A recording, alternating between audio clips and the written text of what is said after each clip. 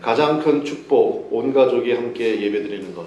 가장 큰 축복, 온 가족이 함께 예배드리는 것. 이런 제목으로 하나님 말씀 증거하도록 하겠습니다. 오늘 우리가 말씀 마치 읽었는데 이 말씀에서 제가 퀴즈 하나 좀 내보겠습니다. 지금 이게 지옥 얘기가 나오잖아요. 이 부자가 지옥에 갔다는 건데 지옥에서 가장 원하는 것은 무엇일까요? 오늘 말씀에 보면 두 개 나오는데 그죠. 물 24절에 보면 나오죠. 24절에 보니까 나사로를 보내어 그 손가락 끝에 물을 찍어. 아니 그럼 손가락 끝에 물 찍어봐야 물 한두 방울밖에 더 되겠습니까? 내 혀를 서늘하게 하소서.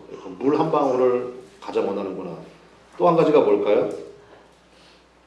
28절에 보니까 내 형제 몇 명이 있습니까? 5. 그들에게 증언하게 하여 그들로 이 고통받는 곳에 오지 않게 하소서. 그러니까 두 번째로 원하는 것은 뭐예요? 전도입니다. 그러니까 지옥이 실제한다고 믿으면 정말로 원하는 것 딱 두 가지. 물 한 방울이라도. 그다음 또 하나가 내 형제들 기억난다는 거예요. 5명이나 있는데 그들로 이 고통받는 곳에 오지 않게 하소서. 문제 하나 더 내겠습니다. 지옥에서 할 수 없는 것은 무엇일까요? 할 수 없는 게 여러 가지가 있지만 지옥에서 정말 하고 싶지만 간절히 원하지만 할 수 없는 게 뭘까요? 그게 뭐냐면 30절에 보겠습니다. 30절에 보면 이르되 그렇지 아니하이다. 아버지 아브라함이여 만일 죽은 자에게서 그들에게 가는 자가 있으면 뭐하리다. 그러니까 이 사람 뭐 하고 싶은 거예요 지금? 회개하고 싶은 거예요. 근데 지옥에서는 회개할 수 있어요 없어요? 너무 늦었죠. 너무 늦었습니다. 그래서 그러니까 이 얘기를 뒤집으면 뭐예요? 지금 돌이키라는 거예요. 지금. 이거 끝나면 지금 너무 바쁘니까 이거 마무리하고 나서 그렇지 않다는 것입니다. 지금 당장 필요한 게 뭐예요? 주님께로 돌이키는 것. 바로 그것이 필요하다라는 것입니다.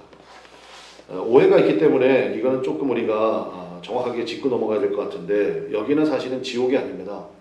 지옥이 아니고 오늘 말씀에 있는 것처럼 여기를 뭐라고 부르고 있습니까? 23절에 보니까 뭐라고 불러요? 그가 어디에서? 음부에서. 그러니까 지옥이 아니고 음부입니다. 음부가 어디냐면은 이제 헬라어로는 하데스라고 불러요. 신약 성경이 헬라어로 쓰였잖아요. 하데스라고 부르고 히브리어 개념으로는 스올이라고 부르는 것입니다. 혹시 연옥이라고 들어보셨나요? 연옥이라고? 연옥의 개념이다 이렇게 보셔도 될 것 같고 어쨌든 성경 원문에는 여기가 하데스라고 되어 있는데 하데스의 뜻이 뭐냐면 사망이란 뜻이에요. 그러니까 사망이 역사하는 곳 이제 이런 의미로 우리가 이해할 수 있는데 여러분 보십시오. 만약에 여기가 그 천국과 지옥이라면 여기 말씀에 있는 것처럼 일단은 특징이 있네요. 서로가 서로를 알아봐요, 못 알아봐요? 알아보네요. 큰 구렁텅이가 있는데 저 밑에서 고통당하는 이름은 나오지 않지만 그 부자가 딱 보니까 저거 우리 집 앞에 대문 앞에 있던 나사로인데 아브라함 품에 안겨있네. 그걸 딱 봤다는 거 아니에요? 그리고 또 한 가지는 뭐냐면 서로 뭐가 가능하죠 지금? 대화가 가능하잖아요. 대화가 가능하고 그 다음에 26절에 보니까 이 둘 사이에 뭐가 있대요? 큰 구렁텅이가 있대요. 26절에 보니까 그뿐 아니라 너희와 우리 사이에 큰 구렁텅이가 놓여 있어. 이거 예수님이 하신 말씀이거든요. 저는 이거 비유라고 생각하지 않습니다. 여러분 생각해 보세요. 여러분이 이제 예수님 믿고 이 땅 가운데서 열심히 충성하다가 천국에 갔어. 근데 이렇게 내려다보니까 큰 구렁텅이 있는데 그 밑에서 저거 우리 옆집에 살던 아줌마인데 저거 내 형제인데 내 사촌인데 막 고통당하고 있어. 그거 보면 여러분이 그 천국에서 만끽할 수 있겠어요 없겠어요? 그거 안 되잖아요. 그럼 도대체 이거는 뭐냐는 거예요. 제가 말씀드린 것처럼 여기는 지옥이 아닙니다. 여기는 이제 그 하데스라고 부르는 음부인데 가장 중요한 포인트는 뭐냐면 이거는 예수님 십자가 지시기 전이에요? 지신 후에요? 이 비유가. 십자가 사건 전이죠. 십자가 사건 전이라고요. 그게 무슨 얘기냐. 예수님의 십자가와 부활 사건을 통한 완전한 구원, 완전한 의로움을 덧입기 전까지는요. 죽은 자들이 일시적으로 대기하는 이 장소가 필요하다. 저는 그게 신학적으로 맞는 것 같아요. 그러니까 죽은 자들이 대기하던 장소죠. 물론 구별은 되어 있지만, 분명히 그러니까 아브라함이나 천하의 믿음의 조상인 아브라함이라 할지라도 그러니까 대기하는 그러한 장소가 필요했다. 목사님 그거 어떻게 알아요? 그 목사님도 그 썰 아니에요? 그게 아니고 예수님께서 십자가에서 다 이루었다 말씀하시고 죽으시고 며칠 만에 부활하셨죠? 3일 만에 부활하셨잖아요. 지금 이제 사순절 기간이잖아요. 이제 다음 주가 우리 고난 주간이 되는데, 그러니까 예수님께서 십자가로 모든 구원을 완성하신 이후에 예수님이 3일 동안 무덤에 계셨는데, 그럼 예수님이 3일 동안 무덤에 가만히 누워 계셨느냐? 어떻게 생각하세요? 가만히 누워만 계셨을까요? 아니에요. 사도신경에 보면, 우리 이제 신앙 고백하잖아요. 사도신경. 사도신경에 보면 장사된 지 사흘 만에 죽은 자 가운데서 다시 살아나시다. 이거 있죠. 근데 원문에는 뭐라고 되어 있게요? 원래 저는 이게 왜 빠졌는지 도대체 이해를 못하겠어요. 원문에는 뭐라고 되어 있느냐? 한번 따라하겠습니다. 장사되시어 지옥에 내려가신 지 사흘 만에 죽은 자 가운데서 부활하게 되어 있어요.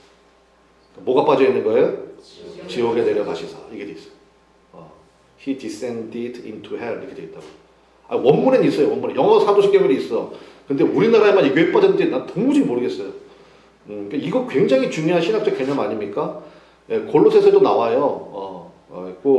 지옥에 내려가셨다는 거예요. 무덤에서 그냥 3일 동안 가만히 누워 계신 게 아니라 예수님이 지옥에 내려가셨어요. 그 지옥이라는 것이 저는 여기라고 생각합니다. 이 음부. 거기에 가서 예수님 뭐 하셨느냐? 골로새 말씀에 하면 두 가지 하셨어. 첫 번째는 우리 한번 따라하겠습니다. 마귀의 권세 해제. 마귀의 무장되어 있는 권세를 예수님이 십자가의 보혈로 다 뜯어버렸어요. 그래서 요한일서에 나오죠. 요한 3서도 나오고 하나님께서 여러분을 지키시기 때문에 악한 자 마귀가 여러분을 만져요, 못 만져요? 못 만져요. 절대로 못 건드려요. 여러분 믿습니까? 절대로 못 건드려요. 마귀는 그럼 뭐하냐? 옆에서 말만 해요. 말만. 거짓말의 압이잖아요. 그러니까 너 그러다가는 큰일 난다. 네가 지금 그럴 때냐? 예배보다 더 중요한 게 있잖아. 이러면서 마귀는 옆에서 말만 해요. 선악과 떠먹을 때도 마찬가지였잖아요. 그러니까 하나님의 완벽한 통치 안에서는요, 절대로 마귀가 여러분 손 못 댑니다. 여러분 믿으시길 바랍니다. 그러니까 그런 좀 다음 대한 가지라고요. 그래가지고 그 맨날 그 귀신 뭐 그런 사람 있잖아. 서울의 어느 교회 감기에도 귀신 걸렸다고 그러고 뭐 해도 귀신이라고 그러고 다 귀신이라고 그러고 그거 아니라고요. 여러분은 예수님을 믿는 사람들이잖아요. 오늘 성찬의 은혜를 참여했잖아요. 마귀가 여러분 건드려요, 못 건드려요? 못 건드린다고요. 여러분 믿으시기 바랍니다. 그러니까 마귀 여러분한테 그 생각으로는 여러분에게 막 이렇게 뭘 할 수는 있어. 그럴 때 여러분 예수님의 이름을 부르십시오. 그래서 예수님께서 지옥에 내려가셔서 마귀의 권세를 다 한마디로 얘기하면 계급장 다 띄어버린 거예요. 이제부터 못 건드려. 예수님, 그러니까 나의 피를 믿는 사람들 너희들 못 건드린다. 내 교회는 너희들이 못 건드린다. 그 첫 번째가 마귀의 권세를 무장해제시켰다. 두 번째는 뭐냐? 사로잡을 자를 사로잡으시고, 이거 신학자들이 굉장히 논쟁이 많아요. 도대체 사로잡을 자를 사로잡으시고 위로 올라가시사, 이게 뭘까? 저는 이거라고 생각해요. 여기 대기하고 있던, 그러니까 아브라함을 비롯해서 이 음부에서 대기하고 있던 그 영혼들을 다 함께 주님의 영원한 나라에 입성하셨다. 그게 사로잡을 자를 사로잡으시고 하늘에 오르사. 저는 이게 바로 그 고백이라고 생각합니다. 그럼 이 정도로는 이해하시면 될 것 같아요. 자, 그래서 여러분, 우리 예수 믿는 사람들, 여러분 이 귀하고 놀라운 개념을 여러분들이 꼭 잊지 마시기를 주님의 이름으로 간절히 축원합니다. 이거 굉장히 중요하다고요. 그러니까 여러분 흔들리지 마세요. 옆에 사람에게 축복해 주세요. 못 건드린대요 해보세요. 시작. 누가 못 건드려요? 마귀가 못 건드려요. 여러분이 기도하는 곳 못 건드린다고. 그 어린 양 피만 발라놔도 마귀가 그 집에 들어가요, 못 들어가요? 근데 한물만 예수님의 피를 발랐는데 거기를 어떻게 들어가요? 여러분이 집에 마귀 못 들어온다고. 대신 생각만 넣어주는 거야, 생각만. 그러니까 우리가 뭐로 무장해야 되겠어요? 말씀으로 무장해야죠. 마음을 새롭게 함으로 변화를 받아야죠. 자, 그러면 이제 그건 됐고, 그러면 이제 여기 말씀 속에서 우리가 좀 살펴볼 게 있는데, 일단 여기 이제 부자가 나오는데, 19절에 나오죠. 이제 이름은 안 나와요. 그냥 한 부자가 있어 이렇게 나오는데, 일단 이 사람은 유대인입니다. 왜냐? 아브라함을 아버지라고 부르거든요. 아브라함을 아버지라고 부르니까 유대인이야. 그 다음에 또 한 가지 특징이 있는데, 이 사람이 패션을 보겠습니다. 이 사람 뭐 입어요? 자색옷과 고운 베옷을 입고, 이게 뭐냐? 그 당시 로마의 최첨단 유행이에요. 쉽게 말하면 최첨단 명품으로 휘가마 옷을 입고 있다 이 뜻이에요. 자색옷과 고운 배옷. 원래 자색이 보라색, 이거 귀족들이 입는 옷이잖아요. 거기다가 고운 배옷. 그냥 배옷 안 입어요, 이 사람은. 그냥 아주 그냥 실크 중에서도 최고급으로 된 그 고운 배옷을 입고 있다라는 것입니다. 그 다음에 뭐 합니까? 날마다 뭐예요? 호화롭게 즐기더라. 날마다 파티야. 하루도 빼놓지 않고. 그러니까 인생을 즐길 줄도 아는 사람이야. 그만한 능력도 있고, 그러니까 이런 사람이라는 것입니다. 근데 이 사람 또 보니까 병도 없는 것 같아. 뭐 죽을 때 뭐 며칠 동안 뭐 누워 있었다 이런 얘기도 없잖아요. 병도 없고 그냥 건강하고 뭐 이런 것 같아요. 그리고 뭐 집안 전체도 뭐 다 분위기 좋은 것 같고 어쨌든 그런 사람이었다라는 것입니다. 자, 그런데 이제 나사로가 나옵니다. 이름이 나오는 나사로가 나오는데 이게 사실은 그 히브리식 이름은요, 이제 헬라식으로 부르면 나사로스지만 히브리식 이름도 나와요. 그게 뭐냐면 우리 한번 따라합시다. 엘르아살. 그러니까 구약성경에 나오는 엘르아살. 그러니까 아브라함의 종도 엘르아살이죠. 그게 이제 신약 버전으로 보면 그게 바로 뭐다? 나사로라는 거예요. 뜻이 뭐냐? 하나님이 돕는 자라는 뜻입니다. 하나님이 돕는 자. 그게 나사로라는 이름의 뜻인데, 그러니까 엘르아사라고 똑같은 거라고요. 자, 20절 한번 보겠습니다. 그런데 누구요? 나사로. 뜻이 뭐라고요? 하나님이 돕는 자. 하나님이 돕는 자인데 이름하는 한 거지가 헌데투성이로 어디에 있습니까?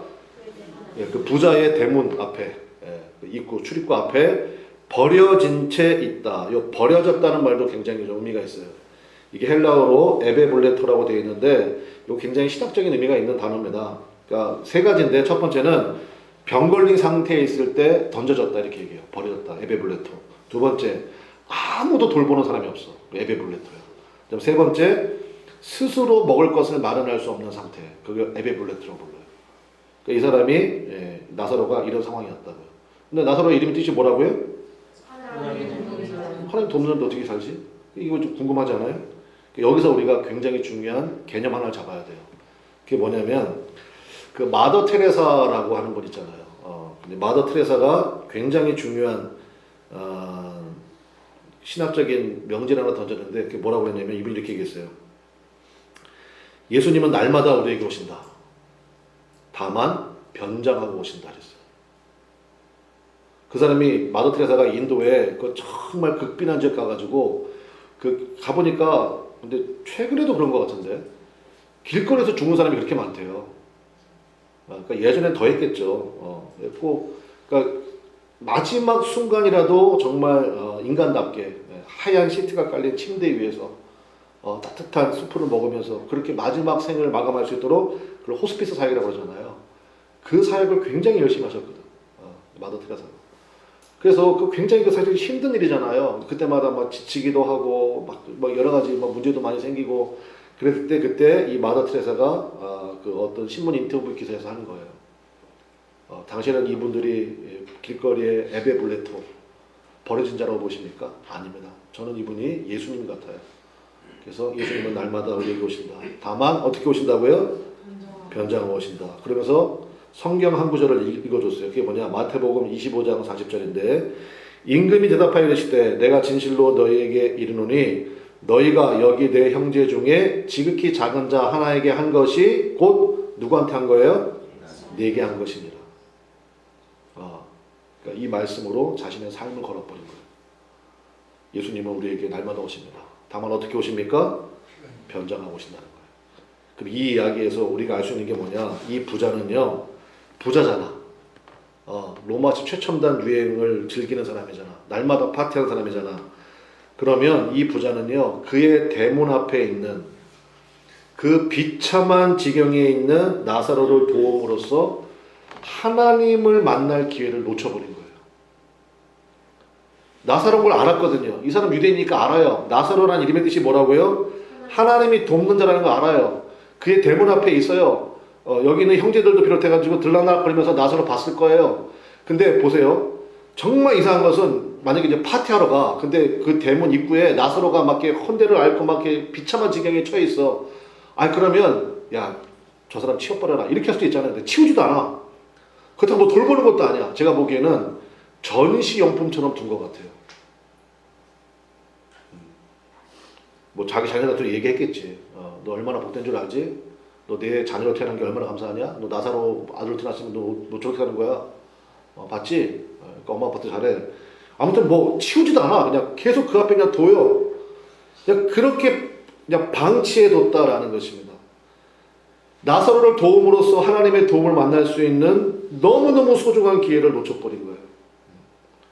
하나님의 가장 큰 도움이 뭐게요? 천국으로 이끌어주는 거잖아요. 하나님 나에게 이렇게 큰 복을 주셨는데 하나님 내 집 앞에 그 나사로 너무너무 돌보는 사람도 없고 그래서 하나님 제가 제 나름대로 최선을 다해서 그 영혼을 돌봤습니다. 그러면 그거 하나만으로 이 사람은 하나님의 도우심을 입었을 거예요. 하나님의 도우심이 있는다는 게 뭐예요? 천국 가는 거 아니에요? 근데 날마다 허화로운 파티를 즐기기 위해서 그 집안에 속한 이 5 형제를 비롯해서 모든 사람들은요 누구 한 명도 그 나사로를 돌보지 않았습니다. 하나님을 돌보는 하나님이 돕는 자라는 인식 자체가 없었어요. 그냥 하나님께서 버리신 자, 하나님께서 저주하신 자 그렇게만 생각했다고요. 이름은 나사로라고 부르면서 여러분 정말로 큰 축복이 뭔지 아십니까? 여러분 주변에 있는 사람들이요 하나님이 돕는 자로 보이는 거예요. 저 사람 하나님이 돕는 자예요. 비록 지금의 형편과 사정은 너무너무 힘들고 어렵다 할지라도 이렇게 영안에 늘뜬다는 건 그런 거예요. 무슨 뭐 환상을 보고 뭐 방언을 하고 그런 게 아니라 정말 그 연약한 영혼이 하나님이 돕는 자로 보이는 거예요. 그 영혼이 너무 귀하게 보이는 거예요. 그 영혼을 하나님이 사랑하신다는 게 느껴지는 거예요. 그 믿음을 가지고 그 영혼을 향하여 손을 펼칠 때 바로 하나님의 축복이 여러분의 삶 가운데 하나님의 도우심이 여러분의 삶 가운데 임하게 될 줄로 믿습니다. 그래서 여러분 오늘 말씀 통해서 2가지 정도만 살펴보겠는데 첫 번째는 나의 나사로가 내 앞에 있다는 것을 기억하십시오. 한번 따라하겠습니다. 나의 나사로가 내 앞에 있다. 여러분 주변에 하나님이 나사로 깔아놨습니다. 여러분 믿습니까? 여러분 주변에 있는 사람들 하나님이 그거 괜히 만나게 하신 거 아니에요. 괜히 그 영혼 옆에다 두신 거 아니에요. 나사로처럼 비참한 지경에 처할 수도 있어요. 그 다음에 참 여러 가지 뭐 진짜 말 그대로 버려진 채 있는 그런 영혼들이 있을 수 있어요. 근데 여러분 그 사람 알잖아요. 하나님이 그 영혼 당신에게 여러분에게 부탁한 것이다. 그렇게 바라볼 줄 아는 게 매우 중요하다는 것입니다. 여러분 성경을 보면요 예수님께서 많은 병자들 고치셨습니다. 근데 여러분 여쭤보겠습니다. 그 당시 예수님이 이스라엘에 있는 모든 병자들 다 고치셨어요? 이스라엘에 있는 모든 중풍병자들 다 고치셨어요? 이스라엘에 있는 모든 귀신들 다 고치셨습니까? 아니거든요. 그럼 누구 고치셨죠? 예수님 앞에 나온 자들을 고치셨어요.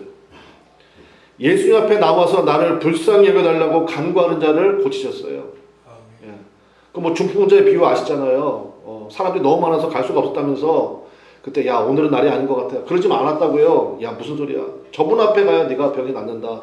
그래서 뭐 옥상으로 올렸다는 거 아니에요? 그리고 거기 뭐 지붕이 그 당시 지붕이라는 게 막 진흙하고 이런 걸로 만들어 놓으니까 그냥 손으로 뜯으면 다 뜯긴다고요. 성경에 보면 거기 예수님 집이에요. 나중에 수리해주면 되지 뭐. 그 줄 달아서 내렸대잖아요. 니들 뭐 하는 짓이야? 여기 줄 선 사람들 안 보여? 예수님이 안 그랬다고요. 귀하다 그랬어요. 너희들의 믿음이 귀하다. 중풍병자 1명을 데리고 오려고 제가 보니까 최소한 4명 이상이지 뭐 친구들 4명 이상이 동원된 거 아니에요? 그렇게 주님 앞에 나온 사람들을 주님이 귀하게 보시고 그 영혼들을 주님이 고쳐주셨다고요. 여러분 믿습니까? 네. 그러므로 여러분들이 해야 될 일은 딱 그거 한 가지예요. 오늘 설교 제목이 그거잖아요. 온 가족이 함께 예배드리는 것 이것만큼 큰 축복이 없다고요. 그러면 어떻게 됩니까? 힘을 모아야죠. 우리가 힘을 모아야 된다는 것입니다. 그래 언젠간 오겠지. 예 언젠간 오겠죠. 그건 주님이 하실 거예요. 근데 그 이전에 우리가 함께 기도하고 함께 힘을 모으고 어떻게든지 주님 앞으로 이끌어 가고자 하는 그러한 모습이 우리들 가운데 반드시 있어야 된다는 것입니다. 여러분들 다 집사님, 권사님들 뭐 대부분이시잖아요. 그러면 우리 교회가 해야 될 일은 딱 그거 하나예요. 어떻게 하면 혼자 나올 수 없는 영혼들이 주님 앞에 나올 수 있도록 우리가 잘 그분들을 맞이할 것인가, 준비할 것인가. 여러분 그거 신경 쓰셔야 된다는 것입니다. 그냥 내가 혼자 와가지고 나 혼자 예배드리고 오늘 은혜 받았어. 그리고 가는 거 주님이 절대 안 기뻐하신다고요. 우리가 해야 될 일이 그거 아닙니까? 그럼 여러분이 기도해 보시라고요. 내가 뭘 어떻게 해야 되지? 가서 뭐 줄이라도 하나 가져오든지 아니면 그 사람 편안하게 좀 올라갈 수 있도록 좀 이렇게 뭐라 그래요? 이동식 침대. 그러니까 아무튼 우리가 할 수 있는 거를 최대한 해야 된다고요.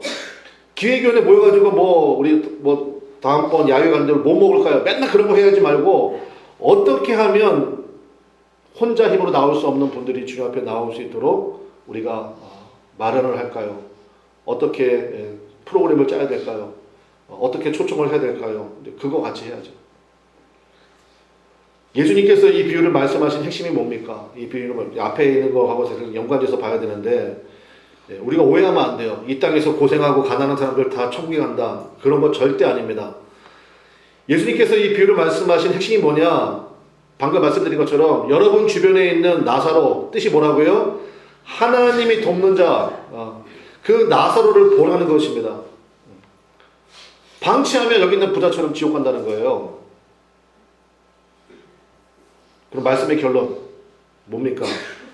나사로에게 부자가 필요한 게 아니라 부자에게 나사로가 필요한 거예요. 제가 이렇게 말씀드릴게요.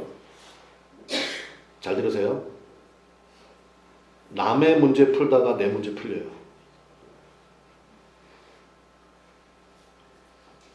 아시겠어요? 그러니까 예수 믿는 사람이 절대로 하지 말아야 될 얘기가 뭐냐? 내 코가 석자야. 여러분, 그 말은 여러분 입에서 완전히 사라지시기 바랍니다. 남의 문제 풀다가 내 문제 풀립니다. 이게 성경의 원리예요. 그러니까 아휴, 저 불쌍한 영혼, 그래, 내가 돈이 있으니까 내가 좀 도와줘야지. 아니에요. 결론은 뭐예요? 나사로가 부자를 도울 수 있어요. 이게 정말 중요하다고요. 그러니까 부자는 이 나사로를 보면서 나에게 주신 모든 것, 이 사람이 누리고 있잖아요. 근데 이 모든 것, 왜 하나님 나에게 큰 은혜를 주셨는가? 이거 하나님께서 주신 거잖아요. 여러분 다 그런 고백이 있잖아요. 그럼 이 풍요로움 속에서 하나님의 뜻이 있음을 믿습니다. 이 고백을 하고 그걸 증명할 수 있는 가장 좋은 통로가 자기 대문 앞에 있는 나사로죠. 하나님이 나에게 넘치도록 주셨는데, 형제여, 내가 당신과 이 모든 것을 나누기 원합니다. 나와 함께 파티에 참여하고 즐거움에 참여합시다. 하나님이 나에게 주신, 이게 왜 은혜입니까? 아니에요. 이거 다 하나님이 나에게 주신 거예요. 넘치도록 주셨어요. 당신과 나누라고 주신 거예요. 그래서 기꺼이 그 나사로를 나의 가정에 초대하고, 나의 자리에 초대하고, 나의 식사자리에 초대하고, 이 부자는 이거를 너무 늦게 깨달은 거죠. 음부의 고통 속에서. 그러니까 자기와 똑같은 삶을 살고 있는 자기의 형제 5명이 생각난 거예요. 왜냐? 두말할 필요 없거든요. 걔네들도 여기 오게 생겼거든. 자기가 똑같이 살았으니까. 그 5명의 형제들에게 나사로가 하나님의 도움이라는 사실을 이제야 안 거죠. 그래서 그거 원하잖아요. 내 형제들에게 전해주면 좋겠다고. 마틴 로이드 존슨이라는 목사님이 있습니다. 이 목사님이 목사들에게 보낸 편지가 있어요. 제가 그 읽지 않는데, 물론 당연히 한 번도 본 적은 없습니다. 그런데 이분이 그 목사들에게 보낸 편지가 있는데 제가 한번 읽어드릴게요. 하나님 보시기에 제일 연약한 자를 목회자로 부르십니다. 목사를 살리기 위해 양떼들이 있는 것입니다. 그래서 목회자는 자신에게 주신 양떼들의 행복을 위해 살아야 합니다. 그들을 위해 기도하고 사랑을 베풀고 헌신하면서, 그 다음에 굉장히 충격적이었어요. 누가 살아납니까? 목사가 살아납니다. 제가 평생에 잊지 않습니다. 그러니까 저는 여러분들이 그래서 너무너무 귀하다고요. 저는 여러분들의 행복을 위해 있는 사람이에요. 여러분 믿습니까? 그러면 여러분은요? 그래, 나는 참 좋은 교회를 다니고 있구나. 야, 목사님이 나라의 행복을 위해서 한대. 얼마나 잘하나 봐야지. 그러면 돼요, 안 돼요? 뭐 안 될 건 없지. 그런데 여러분은 어떻게 봐야 되겠어요? 여러분은 이것도 여러분 삶에 그대로 적용하면 되죠. 나는 내 앞뒤에 있는 저 성도들의 행복을 위해 살아야 되겠다. 나 때문에 우리 그나무 아래가 행복할 수 있도록 살아야 되겠다. 나 때문에 목회하는 목사님이 행복할 수 있도록 해야 되겠다. 그러니까 전부 다 이런 관계로 연결이 되어야 된다라는 것입니다.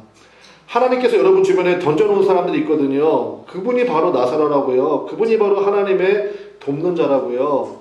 그분을 우리가 최선을 다해 섬길 때 하나님의 도움이 여러분 삶 속에 임하게 됨을 여러분 믿으시기를 바랍니다. 그 믿음이 굉장히 중요하다는 거예요. 그러면 적용의 측면으로 한번 이것만 살펴보고 가겠는데, 이제 하나님께서 정말 우리 교회에 많은 영혼들 보내주실 거예요. 여러분 믿습니까? 저는 확실하게 믿습니다. 이제 많은 영혼들 하나님께서 진짜 많이 보내주실 텐데, 이때 우리가 조심해야 될 게 있어요. 첫 번째는 뭐냐면, 이제 어떤 영혼이 왔단 말이야. 오면 그게 이제 관심일 수도 있고 사랑일 수도 있는데, 그러면 안 돼요. 뭐 하면 안 되느냐? 우리 한번 따라하겠습니다. 꼬치꼬치 묻지 않는다. 꼬치꼬치 묻지 않는다. 절대로 그러면 돼요, 안 돼요? 안 돼요. 나사로한테 너 왜 이 모양 이 꼴로 사니? 너는 부모가 없니? 너는 형제도 없니? 왜 너를 돌봐준 사람이 없니? 그런 거 묻지 마시라고요. 아시겠어요? 뭐 나이가 어떻게 되세요? 고향은 어디이세요? 그런 거 물어도 되나? 모르겠어요. 근데 그것도 좀 그런 것 같아. 그 다음에 뭐 어느 대학교 나오셨어요? 전공은 뭐 하셨어요? 왜 이혼하셨어요? 이런 거 묻지 말라고요. 언제까지 묻지 마요. 본인이 말할 때까지는 묻지 마요. 본인이 말할 때까지는 그냥 묻지 마. 그냥 오늘 얘기해. 오늘 참 어쩜 이렇게 그냥 오늘 멋있게 입고 오셨어요. 그 다음에 뭐 그러니까 그냥 할 수 있는 얘기만 해요. 괜히 꼬치꼬치 묻지 않는 거. 그거 조심해야 된다고요. 그 다음에 또 하나가 뭡니까? 남에게 전해드리는 거 전달하지 않는 거예요. 그랬다면서? 저랬다면서? 근데 사실은 뭐 저도 해봐서 알잖아. 저도 해봤지만 약간 양념을 쳐 안 쳐? 그거 하지 말라고요. 그걸 뭐 카드라 통신이라고 그러잖아. 카드라 통신. 뭐뭐 했대. 아니면 말고. 절대 그러지 말라고요. 한번 따라하겠습니다. 하나님, 내가 종착역이 되게 하소서. 무슨 얘기야? 남에게 들었어. 그럼 여기서 끝나는 거예요, 그냥. 전달하지 마세요. 알겠죠? 네, 전달하지 않는 거예요. 그래야 하나님이 계속 보내주시고, 그래야 그 영혼이 안심하고 나올 수 있어요. 네. 자꾸 목사님께서도 물어보지 마. 저도 입이 근질근질하니까. 물어보지 마요. 얘기도 안 해주지만. 그래서 그 굉장히 중요하다는 것입니다. 이제 우리 교회 나무 아래 그 나무 아래 교회가 나가야 될 방향은 분명합니다. 오늘 설교 제목이고 이제 우리 야외 예배도 그렇고 우리 현수막도 다 이거 써놓을 거예요. 네, 여러분 온 가족이 함께 예배드리는 것 그것이 가장 큰 축복임을 여러분 믿으시기 바랍니다. 그래서 여러분 일단 우리가 그거 합시다. 일단은 뭐 우리 앞에 우리 집 대문 앞에 우리 옆에 있는 나사로를 살피는 것도 중요하지만 일단은 나와 함께 생활하고 나와 핏줄을 나는 내 가족들이죠. 우리 자녀들. 그러니까 저 그렇게 계속 기도해요. 우리 함께 기도하고 우리 이 방향으로 나갈 수 있게 되시기를 주님의 이름으로 간절히 축원합니다. 그리고 내게 주신 모든 축복들 하나님께서 여러분에게 막 부어주실 텐데 이제 많은 영혼도 보내주시고 그때 여러분 그 모든 축복들을 바로바로 이 사명으로 연결시키십시오. 내 주변에 있는 나사로들에게 연결시키는 거예요. 돈을 그렇게 쓰는 겁니다. 십자가의 힘이 어디 있습니까? 이제 사순절 기간을 우리가 보내고 있는데 십자가는 사실은 부활을 전제하는 거잖아요. 그렇죠? 그러니까 그게 무슨 얘기예요? 죽어도 된다는 믿음과 담대함이 여러분 가운데 있지 않습니까? 죽어도 되잖아요, 우리. 여러분 죽으면 어디 가요? 천국 가잖아요. 우리 그거 믿잖아요. 그러니까 죽어도 된다는 믿음과 담대함이 있잖아요. 그 믿음 가지고 나에게 주신 은혜 가지고 그렇다고 여러분 무리해서 하지 말라는 거예요. 하나님이 나에게 주신 거 가지고 하면 돼요. 뭐 있는 거 가지고 하면 되지. 그리고 나사로가 하나님의 선물로 보이기 시작하면 그때부터 뭐든지 하십시오. 그때부터 뭐든지 하세요. 그때부터 하나님이 막 부어주십니다. 하나님이 가장 기뻐하는 거기 때문에. 그래서 여러분 그 믿음의 삶이 그 믿음의 고백이 오늘 말씀을 들은 사랑하는 우리 그나마 아래 모든 우리 거룩한 종들 위에 임하시기를 주님의 이름으로 간절히 축원합니다. 찬양하겠습니다. 우리 여기에 모인 우리 들은 바 말씀을 기억하면서 그래서 정말 내 좌우 앞뒤에 있는 성도들을 귀하게 여기고 그분들에게 나의 사랑을 전하고 그래서 여러분 그 밥 먹을 때도 좀 지혜롭게 하시라고요. 맨날 먹는 사람하고 먹지 말고 오늘 이분하고도 먹어보고 저분하고도 먹어보고 최대한의 내 그분에게 마음을 전달하고 그런 게 굉장히 중요하다고요. 그럴 때 하나님이 우리를 기뻐하시고 이제 하나님이 역사하시는 거예요. 우리 그 은혜가 우리 가운데 있음을 믿고 말씀 주셨으니까 하나님이 이렇게 하실 줄로 믿습니다. 우리가 그런 기대를 가지고 우리 여기에 모인 우리 찬양합시다.